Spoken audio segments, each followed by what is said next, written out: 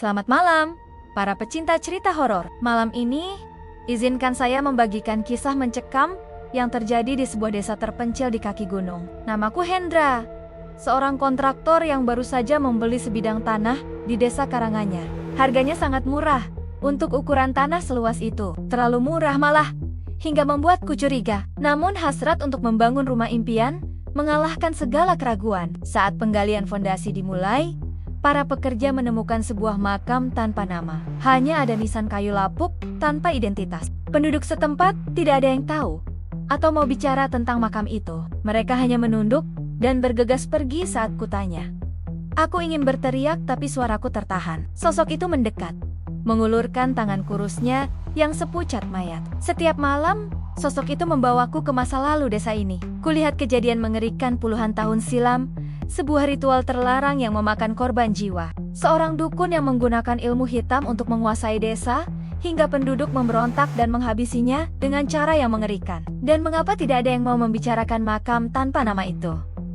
Malam itu, aku bermimpi. Dalam kegelapan pekat, sosok berjubah hitam tanpa wajah berdiri di sudut kamar. Tubuhnya menjulang hingga menyentuh langit-langit. Sampai jumpa di video berikutnya, selamat malam. Sejak itu, mimpi yang sama terus berulang. Di siang hari, bayangan hitam mengikutiku kemanapun. Bisikan-bisikan menghantuiku, memintaku menghentikan pembangunan rumah.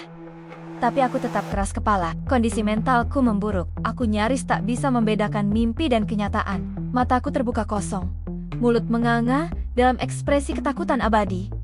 Mereka bilang aku tewas karena serangan jantung, tapi mereka tidak tahu bahwa jiwaku kini terjebak. Bergentayangan bersama sosok berjubah hitam itu, menghantui siapapun yang berani mengganggu tanah terkutuk ini. Hingga suatu malam, sosok itu tidak lagi muncul dalam mimpi. Ia hadir di dunia nyata, berdiri di samping tempat tidurku. Tangannya yang dingin mencengkeram bahuku. Suaranya serak berbisik. Kau telah mengganggu peristirahatan terakhirku. Sekarang, rasakanlah apa yang kurasakan. Esok paginya, penduduk desa menemukan tubuhku tergeletak di lokasi pembangunan. Kini aku mengerti mengapa tanah itu dijual sangat murah. Mengapa penduduk desa selalu menghindari area tersebut. Teman-teman, jika kalian menemukan tanah dengan harga yang terlalu menggiurkan, berhati-hatilah. Terkadang, harga murah harus dibayar dengan nyawa. Terima kasih telah mendengarkan kisah ini. Jangan lupa like, komen, dan subscribe untuk cerita horor lainnya.